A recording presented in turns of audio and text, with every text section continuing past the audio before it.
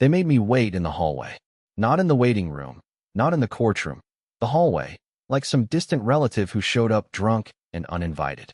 There were no chairs left, so I sat on the floor, knees aching, suit wrinkling, clutching a file I'd read 1,000 times. I heard muffled laughter from inside the courtroom.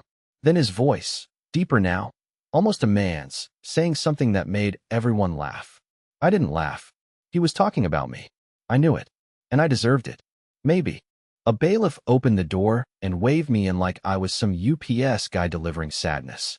I walked past the rows of eyes, hers, his, her new husband's, some distant relatives I hadn't seen since the wedding, and stood where they told me. I didn't say a word. I just handed the judge the file. He opened it. His face twitched. Then he looked at me. "Mr. Hanley," he said slowly. "You're the biological father?" Dead silence. Even the ceiling fan stopped. Her son, the boy I raised for 10 years, who once drew me a stick-figure Father's Day card with a cape and labeled me Super Elmo. He couldn't spell Elbert. Looked at me like I'd just crawled out of a sewer. And then he said it. Loud. Clear. Brutal. "You're just Mom's ex, stay out of our life." I smiled. Because I knew something he didn't. 2 weeks earlier, I had found a shoebox. Not a metaphor. A literal, dusty, duct-taped shoebox buried behind boxes of Christmas lights in my garage. It was labeled in faded Sharpie, Liam Medical.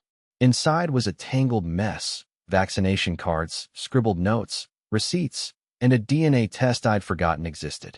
I read it again, and again, then I booked a lawyer. But here's the thing, I wasn't trying to win custody. I wasn't trying to hurt anyone. I just wanted to hear one word from him. Dad. Just once. But this story isn't about court. It's about how betrayal doesn't always come from infidelity. Sometimes, it comes from silence. From secrets kept long after the lies stopped. The thing about old boxes is they don't make noise. They don't rattle or cry or scream like people do. But when I found that shoebox in my garage, it made a sound I'll never forget. Nothing. And somehow, that silence was louder than any screaming match we ever had. It had been taped shut with some cheap duct tape that barely clung to the cardboard. Dust coated the top, spiderwebs hanging off one edge like the box had been hiding, waiting, biding its time. I didn't find it while snooping. I found it because I was looking for a damn extension cord. When I pried it open, I wasn't expecting anything sinister. I thought maybe old pediatrician notes, a vaccine schedule, maybe those goofy drawings he used to do when he was 6, the ones where he gave every family member 3 eyes for luck. But instead, right there between a prescription bottle cap and a crumpled Chuck E. Cheese ticket, I found a folded paper with a barcode at the top and a familiar lab logo. At first, I didn't get it. It had numbers, names, weird codes I didn't understand. But then I saw 2 words that made my breath stop. Probability of paternity, 0%. I thought it was a joke, or a mistake, or something old, something from her first husband maybe, the one who bailed before Liam could walk. But then I saw my name, printed clearly in bold. Elbert Hanley, alleged father.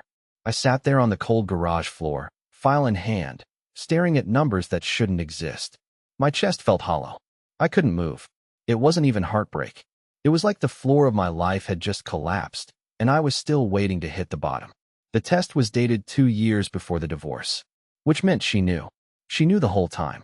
She had looked me in the eye, let me pour my heart into that boy, let me be his dad, tuck him in, teach him to ride a bike, cheer at his school plays, all while holding on to this secret like it was her little insurance policy. And she never said a word. What kind of person does that? What kind of person lets you love a child like your own, knowing he's not? I didn't sleep that night. I just sat on the couch with that paper in my hand, reading it under the dim kitchen light over and over, hoping maybe I'd catch a typo. Maybe the numbers would change. Maybe I was dreaming. But it was real. And I knew exactly what I had to do. I didn't want revenge. That's the first thing people always assume. They think guys like me go nuclear, break stuff, scream into voicemail boxes, key someone's car. I didn't want that. I just wanted the truth to exist outside that shoebox. So I called my lawyer, told her I found something. She asked me if I was okay. I lied. We scheduled a petition to be added to the custody hearing because, and here's the kicker, my name was still on the birth certificate. Apparently, in my state, if you sign the dotted line and raise the child, the court sees you as the legal father, even if science says otherwise. And the kicker? Neither of them saw it coming. In her mind, I was just the bitter ex-husband with thinning hair and a boring job who couldn't move on. In his mind, I was probably the awkward guy who used to pack his lunch too neatly and ask too many questions about his day. They had written me off as a phase. They didn't know I was still legally his father. And they definitely didn't know I was about to sit in front of a judge with a document that shattered everything they thought they controlled. But the truth doesn't knock politely. It kicks the door down.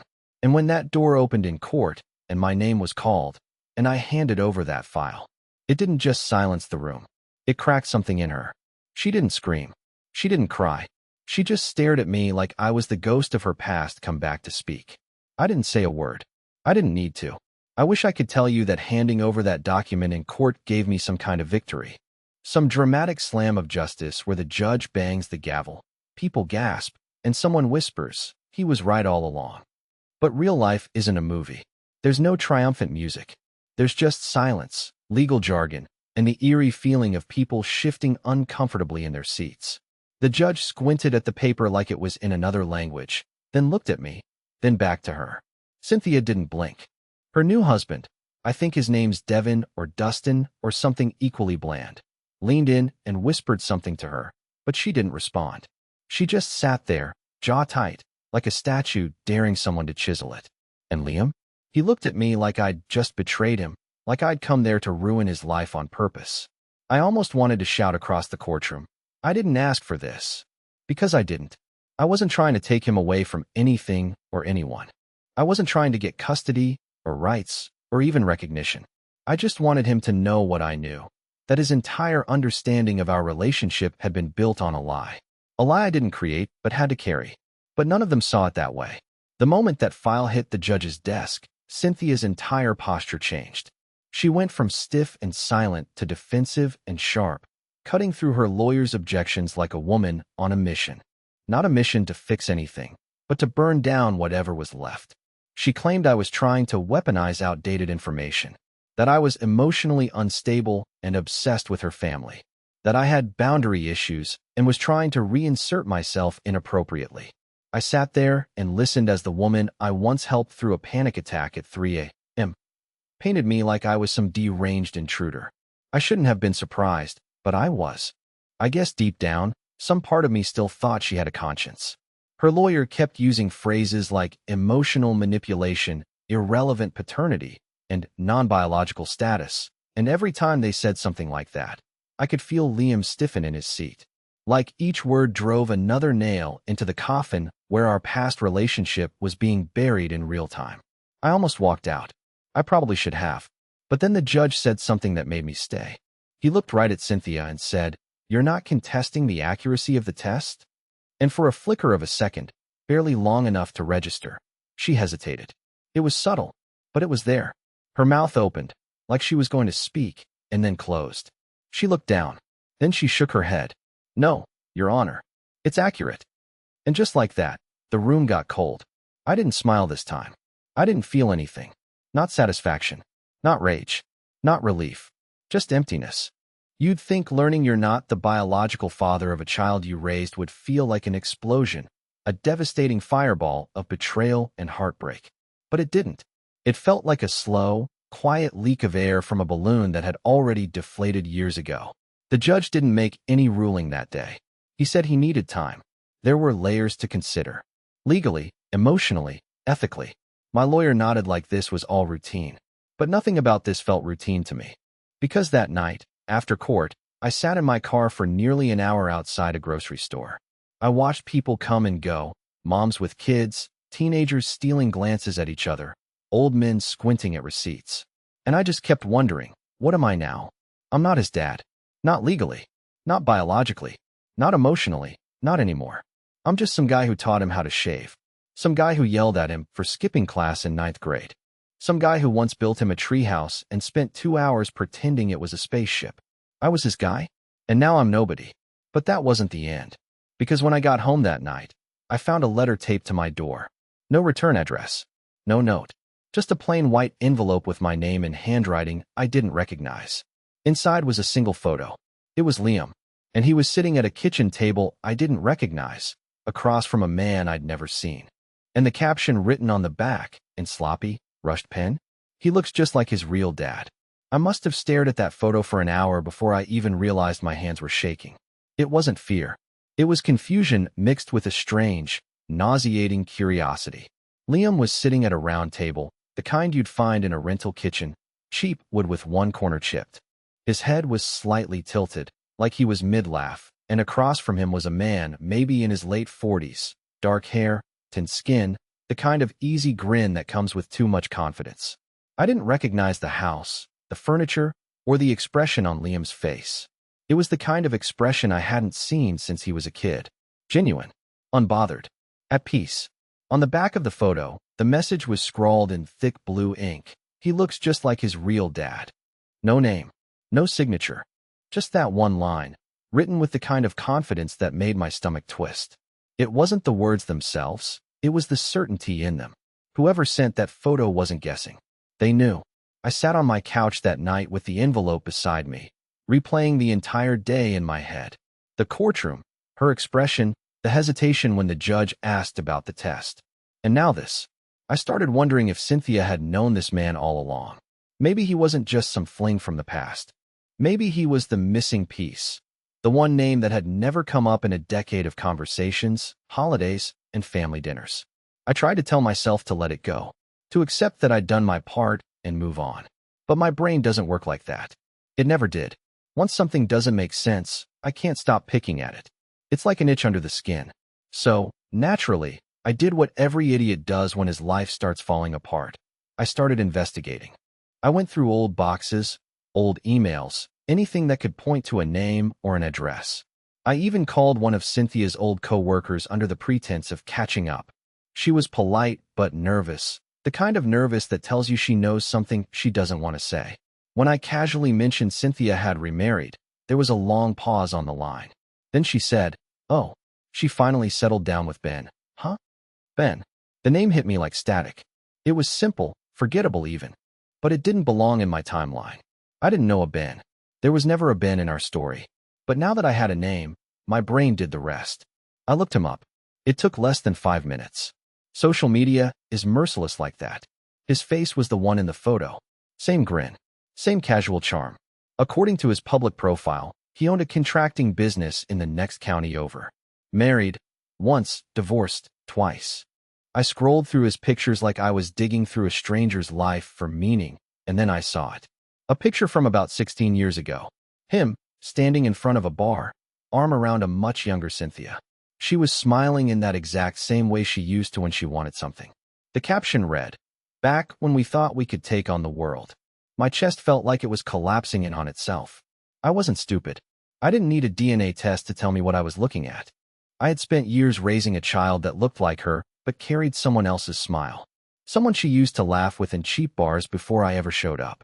I realized then that I hadn't been part of their story. I'd been an epilogue that refused to end. I thought about confronting her, but what would that even look like? Marching up to her house, waving a photo like some deranged detective? She'd call me crazy, accuse me of stalking, twist it back on me like she always did. No, she'd win that argument before I even opened my mouth. So I did the next best thing. I sent the photo to my lawyer with no explanation. Just the image and a note that said, "Find out if he's involved." The next few days crawled by. I didn't eat much. Didn't sleep. I kept my phone on the table beside me like it was a bomb waiting to go off. Every time it buzzed, my heart stopped. And when my lawyer finally called, her voice was different. Calmer, lower, the kind of voice people use when they're trying to ease you into bad news. "Elbert," she said, "I think you need to hear this from me before it hits you another way." Apparently, Ben wasn't just someone Cynthia dated. He was listed, officially listed, on hospital records as Liam's father, which meant she hadn't just lied to me.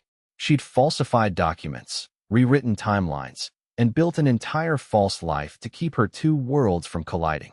I wasn't just a side character. I was a cover story. And then my lawyer said the thing that made everything inside me go still. She's known all along that the test was real. She had another copy done privately. Yours was never meant to exist. I hung up the phone and sat there in silence. Not angry, not sad, just empty. Because somehow, knowing the truth didn't set me free. It just made me realize I'd never been part of the truth to begin with. That night, I I went back to the photo one last time. I noticed something I hadn't before. Behind Liam, on the kitchen counter, was a stack of envelopes. One of them had my name on it, Elbert Hamley, written in his handwriting. And for the first time in years, I didn't know if that made me terrified or hopeful. I never meant to cross the line. But grief and obsession looked the same in the dark. That's how I justified it. Anyway, as I sat across the street from their house at 6:47 p.m. on a Wednesday night. I knew the time because I kept checking the dashboard clock like it was going to explain what I was doing there. The engine was off. The air inside the car was hot, stale, and thick with silence. I had no plan. I wasn't there to yell or threaten. I just needed to see him. With my own eyes. Outside of photos, outside of courtrooms, outside of twisted narratives that had erased me like I was never real. Their house was nice. New siding. Bright porch light. A basketball hoop over the garage that probably came from some heartfelt Christmas. It looked like the kind of place where people smiled at breakfast and remembered birthdays. It looked like a life someone else stole from me. I waited. Eventually, the front door opened, and there he was, Liam, stepping out with a backpack slung over one shoulder, keys in hand, talking to someone behind the door. A girl, maybe? I couldn't tell. He looked older than I remembered. His jaw was sharper, his posture more confident. He didn't carry himself like a boy anymore, but I still recognized the way he scratched the back of his neck when he was nervous. He did that before every piano recital, before every spelling bee. I taught him that trick. Use the nerves like fuel, I used to say. I wasn't going to approach him. I swear to you, I wasn't. But then something happened that I wasn't ready for. He looked straight at me. Not a glance. A look. A pause. Like he saw me. Like some subconscious part of him still knew my shape behind a windshield. His eyes narrowed just slightly. He didn't wave. He didn't frown. He just stared. And then he walked back inside without a word. It was probably nothing. A coincidence. Maybe he didn't recognize me. Maybe I was projecting. But my mind twisted it into something bigger, something hopeful. And hope is a dangerous thing for a man like me, because it makes you believe in doors that aren't open. The next morning, I got out of bed and made a decision I had no right to make.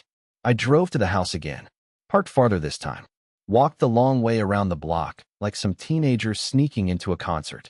There was a small side gate, left unlatched. I knew I shouldn't. Every rational part of me said turn around, go home, stop before you become the villain in your own story. But I pushed it open anyway. Their backyard was quiet. A single lawn chair, a wind chime, and a back door with a thin window where I could just barely see the corner of the kitchen table. The same one from the photo. I didn't go in. I'm not insane. I just stood there, looking through that dusty glass, waiting for something. Anything. A conversation. A glimpse. A clue that would help me understand where I existed in all of this now. Instead, I got something else. Voices. Not loud. Not angry. Just sharp. Focused. Two people talking like they were navigating a minefield. I couldn't hear every word, but I heard enough. Cynthia. And him. Ben. Arguing about something, or rather, whisper fighting. The kind of tone you use when you don't want the kids to know. He sent it to his lawyer, she said. I told you, he snapped. I told you to burn that box. Then a long silence. Then her voice, lower now. You don't think he suspects about the clinic? My breath hitched. The clinic? Ben didn't answer. Or maybe I couldn't hear. My heartbeat was too loud, thudding in my ears like a warning siren. I backed away from the window, suddenly aware of how insane this all was. Me, standing in someone else's backyard, piecing together my life from fragments like some washed-up detective chasing ghosts. I left before anyone saw me. Drove home with my hands shaking so badly I could barely keep the wheel straight. Once I got inside, I wrote down everything I heard. Word for word. Burn that box. The clinic. It didn't make sense. Not yet. But it meant something. It had to. That night, I didn't sleep. I sat at the kitchen table, my own version of that photo, staring at the envelope again. At the picture. At Liam's smile. At the stack of letters on the counter in the background. And one question took root in my mind and refused to leave. What if I wasn't the only thing she lied about? Because something about their voices, their fear, it wasn't about me. It was about something bigger. Something that had nothing to do with fatherhood or court papers or old love. Something about that clinic. I've heard people say you should let sleeping dogs lie. That digging into the past only makes things worse. That sometimes the not knowing is a kind of mercy. But I think those people say that because they've never been lied to in a way that rewrote their entire identity. They've never woken up one day to realize the people they trusted most carefully built a life on top of them like they were just foundation material, solid, invisible, and easily replaced when the house needed a remodel. I couldn't stop thinking about what Cynthia said behind that back door. You don't think he suspects about the clinic? Her voice hadn't cracked, but the edge in it was panic.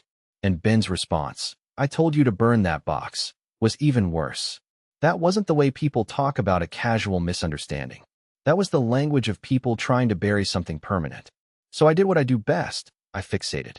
I couldn't go back to my job properly. Couldn't talk to my brother without snapping at him. I didn't want to see anyone. I didn't want to hear from anyone. I just wanted to figure out what they were hiding. It started with my own health insurance records. I'd forgotten we were on the same plan for the first 5 years of our marriage. Back then, everything was joint. Phones, mail, doctors. I called the insurer and pretended I was looking for an old reimbursement document. I wasn't even sure I'd get anything, but the rep on the phone must have been tired or careless because 5 minutes later, I had a list of every clinic Cynthia had visited in a 5-year span.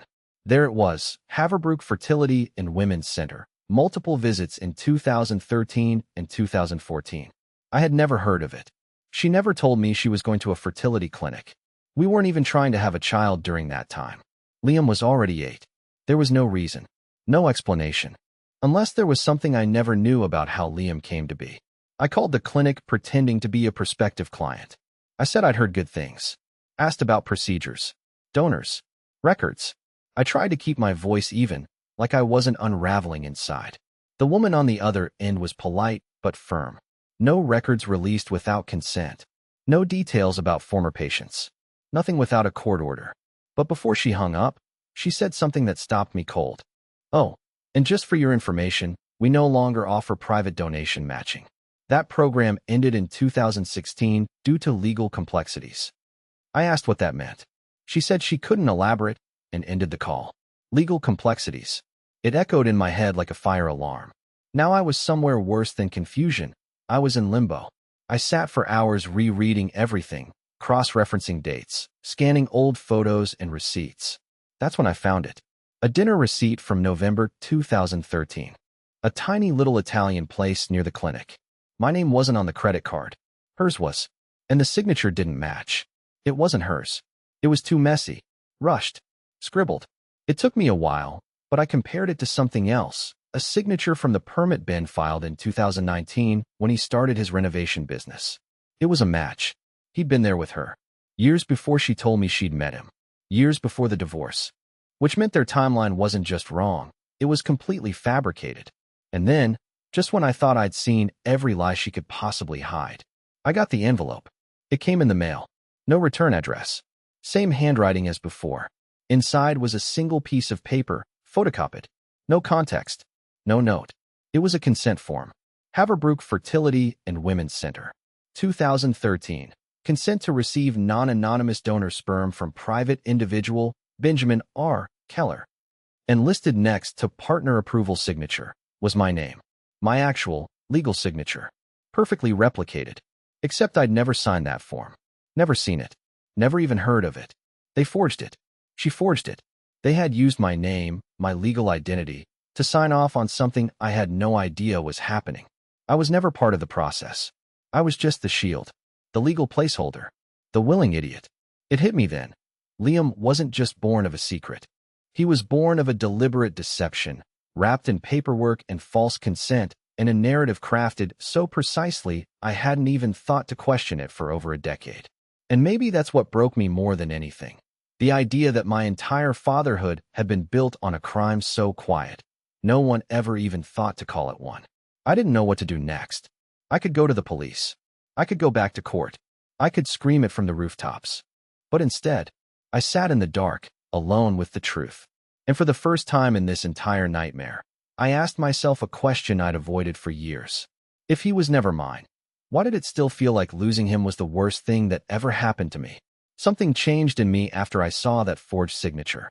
It wasn't rage, not the loud, dramatic kind. It was colder than that. Quieter. Like a door that finally shut all the way. I didn't yell. I didn't cry. I didn't even call my lawyer right away. I just sat there, staring at the copy, thinking, this is who she's always been. And somehow, that thought hurt more than any of the lies. Because if it was a one-time mistake, if she had been cornered by circumstance, overwhelmed, desperate, maybe I could have understood. Maybe I could have forgiven her eventually. But this wasn't panic. This was precision. This was strategy. She hadn't just forged my name. She'd rewritten my identity. She'd made me complicit in the birth of a child who was never mine, legally, morally, biologically, and then had the audacity to drag me through court like I was a bitter ex chasing ghosts. I realized, in that moment, that I didn't want closure. I wanted answers. But not from Cynthia. Not from Ben. I needed to talk to someone who knew her before she became this, before the lies, before the family, before the mask. Someone who saw her without the performance. And there was only one person who fit that description. Her mother. I hadn't seen her in years. Not since the wedding. Cynthia never liked to talk about her, and when she did, it was always short and bitter. Something about betrayal. Something about trust. I remember once asking why we didn't invite her to Liam's 6th birthday, and Cynthia said, because she'd poisoned the cake just to have the last word. But now I was beginning to understand that Cynthia had a pattern. A way of disappearing people when they stopped serving her narrative. Maybe her mother hadn't betrayed her. Maybe she'd just seen too much. It took 2 hours of dead ends and social media breadcrumbs, but I found her. Living alone in a small rental condo 3 towns over. No spouse. 1 rescue cat. Quiet life. I almost didn't go. I rehearsed a dozen excuses in my car. She's too old. She won't talk to me. I'll look insane showing up after all these years. But I knocked anyway. She opened the door in a loose cardigan, squinting like she was expecting a package. When she saw me, her mouth dropped open slightly, not in surprise, but recognition. And maybe, just maybe, guilt. Elbert, she said softly, as if saying the name brought back 1,000 buried things. I didn't say anything. I just held up the envelope. The photocopy was inside. The form. My forged signature. She stepped aside. The apartment smelled like vanilla candles and dust. She made tea, like it was something sacred, like this whole situation required ceremony. When we finally sat down, I slid the paper across the table. She didn't touch it, just stared at it with tired eyes that looked older than I remembered. She really did it, she said after a long silence. I always wondered if she would. That's when I knew. She wasn't confused. She wasn't shocked. She knew. Maybe not every detail, but she knew who her daughter was. She just hadn't said it out loud until now. She told me, she continued slowly, that if she had to choose between telling the truth and getting what she wanted, she'd lie every time and find a way to justify it later. Said honesty was for people who couldn't plan well. I asked her why. Why would someone forge a life with a man she didn't love? Raise a child on deception? Erase the truth so surgically that even the people closest to her didn't see the seams? Her mother stared at the steam rising from her mug like it held the answer. Because Cynthia doesn't see people as people, she said. She sees them as roles. Father, husband, witness, obstacle. If you don't play your part, she replaces you. I felt a chill run through me. I asked her what Cynthia was trying to hide. What the clinic meant. Why they went there if Ben was always the plan. She looked up at me then, and this part one will never forget, and said, because Ben couldn't have children. And she was never supposed to tell anyone where she got the donor from. Not even him. I froze. My mind scrambled to process what she'd just said. I stammered, wait, Ben wasn't. She shook her head. She lied to him too. Gave them a story. Told him she picked someone anonymous. Someone healthy. Someone clean. But it wasn't Ben. And it wasn't you. I felt sick. If it wasn't me, and it wasn't Ben, then who was it? Her mother hesitated. For a second, I thought she might lie to protect her. But instead, she stood up, walked to an old filing cabinet, pulled out a yellowed folder, and set it in front of me. No words, just a folder. Inside were letters. 2 of them. From a man named Daniel Callan. One of them dated 2012, the year before the clinic visits. The year before the lie began.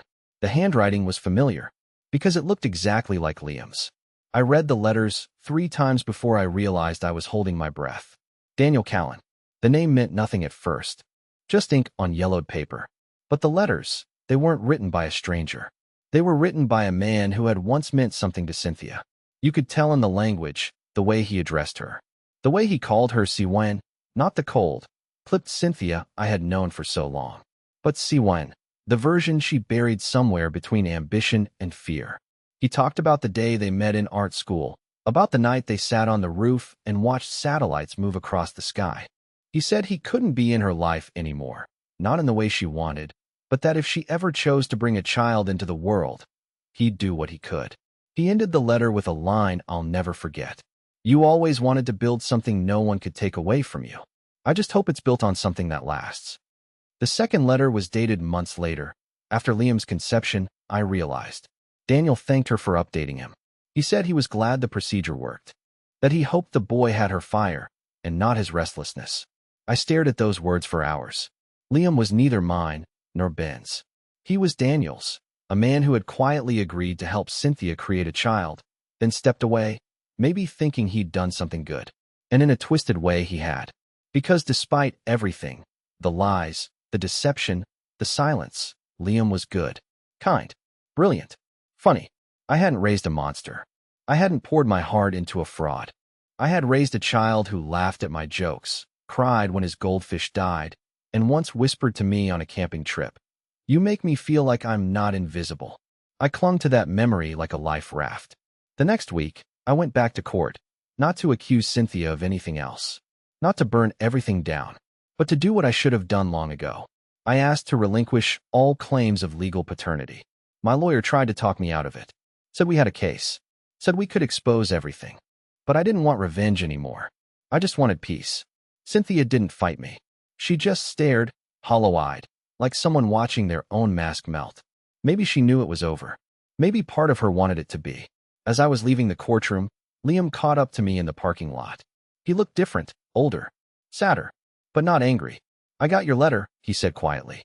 I had sent him one the week before. No legal threats. No guilt. Just the truth. I told him that I wasn't his biological father, but that I'd never once felt like anything else. I told him that even if I had been lied to, I never lied to him. And I told him I was proud of the man he was becoming, no matter what name he carried. He didn't say much in the lot. Just stood there, hands in his pockets, eyes darting everywhere except at me. But as I turned to walk away, he called out, "Hey, I still have the treehouse key." I stopped. He added, "I never told anyone I kept it." I smiled. It was the first real one in months. "Then that makes two of us," I said, because I never changed the lock. We didn't hug. We didn't cry. There were no dramatic reunions or apologies. But in that moment, short and fragile as it was, something passed between us. Not ownership, not forgiveness, just recognition. Today, I live in a quiet house 2 towns away. I started painting again, something I hadn't done since college. I adopted an old Labrador named Mo who snores louder than a tractor. And every now and then, Liam texts me, a photo, a meme, a memory. No expectations, no pressure, just enough to say, I'm still here. And that, in the end, was all I ever really wanted. Not revenge, not justice, just to know I hadn't disappeared from the one place I had truly belonged, his heart.